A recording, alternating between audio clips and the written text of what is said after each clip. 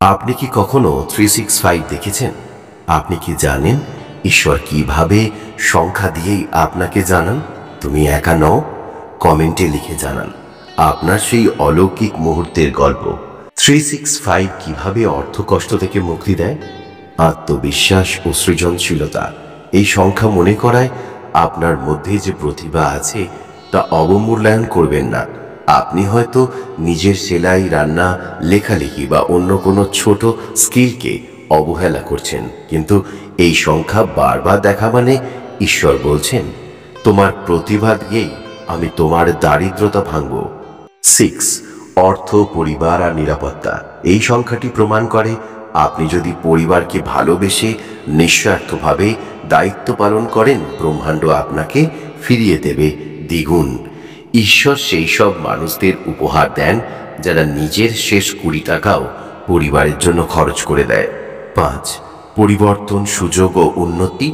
এটি এমন একটি শক্তি নিয়ে আসে যা হঠাৎ জীবনের গতিপথ বদলে দেয়। হয়তো কোনো ফোন কল, কোনো কাজের অফার বা অচেনা কারো সাহায্যে হঠাৎই একদিন আপনি সাফল্যের দরজায় পৌঁছান। 5 মানে প্রস্তুত হও, কারণ জীবনের ট্র্যাক বদলাতে চলেছে। 365 কিভাবে নিজের বাড়ি বা গাড়ির স্বপ্ন পূরণে সাহায্য করে?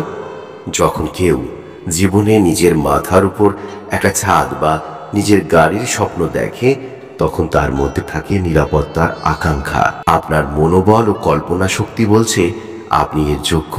নিজেকে ছোট ভাববেন না। ঈশ্বর বলছেন সময় এসছে নিজের পরিবারের জন্য নিজের ছাদ খোঁজার। সময় এসছে ভাড়াটে জীবন ছেড়ে নিজস্বতার পথে হাঁটার। আপনি যদি সাহস নিয়ে একটা নতুন সিদ্ধান্ত নেন, যেমন ঋণ নেওয়া, নতুন চাকরি করা বা নতুন শহরে যাওয়া, ব্রহ্মাণ্ড তার দরজা খুলে দেবে। পুরাণ মতে গৃহলক্ষ্মী কেবল সেই ঘরেই প্রবেশ করেন যেখানে প্রত্যাশার সাথে ভক্তি মিশে থাকে। আর 365 সেই আশা ভক্তির সংকেত।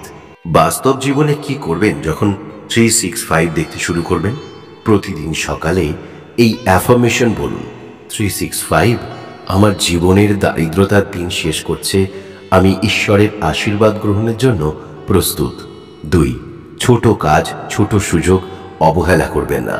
অনেক সময় ঈশ্বর পরীক্ষার জন্য ছোট সুযোগ দেন, যেমন ছোট কাজের অফার, অচেনা কারো অনুরোধ, যার মধ্যেই থাকে আপনার ভবিষ্যৎ সাফল্যের বীজ।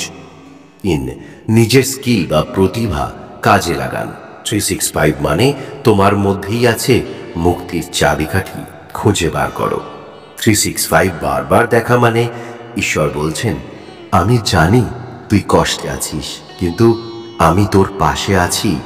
অভাব চিরদিনের নয়, তুই প্রস্তুত হ, আমি ঠিক সময়ে তোর দরজায় পৌঁছে যাব। আপনি কি 365 দেখেছেন? অভাব বা দুঃসময়ে এই সংখ্যা আপনাকে নতুন কিছু এনে দিয়েছে কি? কমেন্টে আপনার গল্প শেয়ার করুন, কারণ আপনার ভাঙা স্বপ্নের জোড়াই হতে পারে কারোর নতুন আশার শুরু।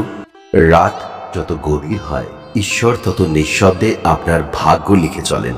আর যখন আপনি বারবার 365 দেখতে শুরু করেন, জেনে রাখবেন আপনার অন্ধকার রাতগুলোর শেষ আর বেশি দূরে নয়। বন্ধুরা, আজ যারা শুনছেন, আপনাদের অনেকেরই হয়তো দীর্ঘদিনের দুঃখ আছে, অভাব আছে, অর্থকষ্ট, প্রেমহীনতা আছে। ভালোবাসা আসে কিন্তু টেকে না, টাকা আসে কিন্তু থাকে না, ভাগ্য যেন এসে আবার চলে যায়। কিন্তু শুনুন, ঈশ্বর কখনো চুপ থাকেন না, তিনি শুধু সময়ের অপেক্ষা করেন। আর যখন তিনি 365 নাম্বার বারবার দেখান, তখন বোঝা যায় তোমার জীবনের সমস্ত আটকে থাকা এখন মুক্তির দ্বার প্রান্তে। 365 যখন দেখবেন, তখন রাতে ঘুমোবার আগে এই কাজটি করতেই হবে। রাতের নীরবতা যখন আপনাকে একা করে দেয়, ঠিক তখনই ঈশ্বর আপনার আত্মাকে ছুঁতে আসেন। তাই শোবার আগে করবেন একটি মাত্র পবিত্র কাজ, যেটা প্রাচীন শাস্ত্রে জল সংযোগ নামে পরিচিত। 1 গ্লাস জল নিয়ে কি করবেন? একটা কাঁচের গ্লাসে জল নিন, প্লাস্টিকের গ্লাসে কিন্তু নয়। 2 হাতের মাঝে রেখে চোখ বন্ধ করুন, মনে মনে ভাবুন এই জলের কণাগুলোর মধ্যে আপনার সমস্ত কষ্ট, অভাব অশান্তি গলে যাচ্ছে। তারপর ওই জলের দিকে তাকিয়ে শুধু বলুন এই 3টি শব্দ বারবার, আমি মুক্ত হব, আমি পাওয়ার যোগ্য, ঈশ্বর আমার পথ দেখাবেন। এই শব্দগুলো কেবল শব্দ নয়, এগুলো আদি সংস্কৃতির মতে মনের প্রতিচ্ছবি, যা জলকেও আশীর্বাদ ধর্মী বানায়। 3টি অ্যাফার্মেশন বাক্য যা আপনাকে দেবে ঈশ্বরের আশীর্বাদ। আমি আর দুঃখের সন্তান নই, আমি ঈশ্বরের আলোয় তৈরি। আমার জীবনে যা কিছু প্রয়োজন তা ইতিমধ্যেই আমার দিকে আসছে। আমি ঋণ, অপমান, অভাব সবকিছুর ঊর্ধ্বে উঠেছি, কারণ ঈশ্বর আমার পাশে আছেন। এই 3টি বাক্য যেন মন থেকে উঠে আসে, মন্ত্রের মতো নয়, যেন কান্নার মতো। তাহলে সেই জল হয়ে উঠবে আনন্দবিন্দু, যা ভগবানের কাছে আপনার বার্তা বয়ে নিয়ে যাবে। আর বলবেন এই একটি অতি প্রাচীন মন্ত্র, যা শুধু ধন নয়, আত্মিক শান্তিও দেয়। ওং শ্রীং হ্রিং শ্রীং লক্ষ্মী ভো নমঃ। এই মন্ত্র 3 বার বলুন জলের সামনে, তারপর সেই জল চুপি চুপি পান করুন। না কাউকে বলবেন, না কারো চোখে পড়বেন। তারপর শুয়ে পড়ুন ঈশ্বরকে ধন্যবাদ জানিয়ে। এই ছোট কাজটাই আপনার দীর্ঘদিনের অপেক্ষা শেষ করতে পারে। বন্ধুরা, 365 সংখ্যাটা ঈশ্বরের সেই নীরব চিঠি, যেটা আপনি বারবার দেখছেন, কারণ আপনার জীবনের পরীক্ষা শেষের পথে। রাতের জলের এই অনুষঙ্গ আর কিছু কথা হয়তো আপনার ভাগ্যের সব তালা খুলে দেবে। কমেন্টে লিখে জানান আপনি 365 দেখে কি অনুভব করছেন। এই রাতে এই কাজটি করবেন তো? আপনার ছোট একটা পদক্ষেপ হয়তো আপনার আগামীকাল বদলে দেবে। আপনিও কি 365 বা অন্য কোনো এঞ্জেল নাম্বার বারবার দেখেছেন? তাহলে এখনই কমেন্টে লিখে জানান সেই অভিজ্ঞতা কেমন ছিল। হয়তো আপনার গল্প কারো চোখে জল এনে দেবে, অথবা নতুন কারো আশার আলো হয়ে উঠবে। একটা চ্যালেঞ্জ দিন নিজেকে, আগামী 7 দিন ভোরবেলা ঘুম থেকে উঠে 365 নম্বর মনে রেখে এই অ্যাফার্মেশন 3 বার বলবেন। আমি ধন, দয়া আর দিশার সন্তান, আমার জীবনে যা দরকার সবকিছু আমার দিকে আসছে। 365 ঈশ্বরের সংকেত, আমি প্রস্তুত আমার নতুন জীবনের জন্য। তারপর লক্ষ্য করুন আপনার জীবনে কি পরিবর্তন আসে, যে পরিবর্তন আপনার কল্পনাকেও ছাড়িয়ে যাবে। আপনি কি বারবার 365 সংখ্যা দেখছেন? জানেন এটি দেবদূতের বিশেষ সংকেত?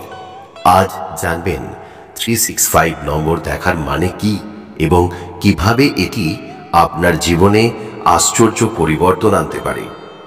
আকাশের তারা যেমন নিঃশব্দে ঝরে পড়ে, তেমনি কিছু সংখ্যা আমাদের জীবনে নেমে আসে চুপি চুপি।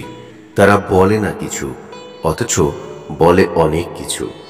আজ আমি আপনাকে এমন এক সংখ্যার কথা বলবো, যা শুধু সংখ্যা নয়, এক অলৌকিক বার্তা, এক ঐশ্বরীয় নিদান, এক হৃদয়ের হাঁটু জলে বসা কান্নার গল্প। 365 এই 3টি অঙ্ক একসাথে মানে শুধুই ক্যালেন্ডারের পাতায় দিন গোনার ছাপ না বন্ধু, এ যে এক ছদ্মবেশী দূতের দৃষ্টি। প্রতিটি সংখ্যা যেন এক একটা নীরব অভিশাপ ভেঙে দেওয়ার পবিত্র পন্থা। এই নাম্বার আসলে আপনাকে বলছে, ভাঙবে আবার গড়বে, হারাবে আবার ফিরে পাবে, কাঁদবে আর সেই কান্না থেকেই জন্ম নেবে নতুন প্রভা। আপনার জীবন হয়তো এখন টলমল নদীর মতো, যেখানে এক পারে অভাব আর এক পারে অচিন স্বপ্ন। হয়তো বারবার বিশ্বাস ভঙ্গ, হয়তো জীবন মানেই যেন বোঝা। কিন্তু আপনি খেয়াল করেছেন তো, এই 365 আপনার সামনে বারবার আসছে? জানেন কেন? কারণ ব্রহ্মাণ্ড চুপি চুপি আপনাকে ছুঁয়ে বলছে, শুধু অপেক্ষা করো, আলোর ভোর আসবেই। 365 মানে প্রতিদিনই একটি নতুন সুযোগ। হিন্দু শাস্ত্রে বলা আছে, সংখ্যা কেবল অঙ্ক নয়, সংখ্যাই ঈশ্বরের নীরব ভাষা। 3 মানে সৃষ্টি, 6 মানে পরিবার, 5 মানে পরিবর্তন। 3টি মিলে এক শুভ সংকেত যে আপনার আধ্যাত্মিক অভ্যুত্থানের সময় এসে গেছে।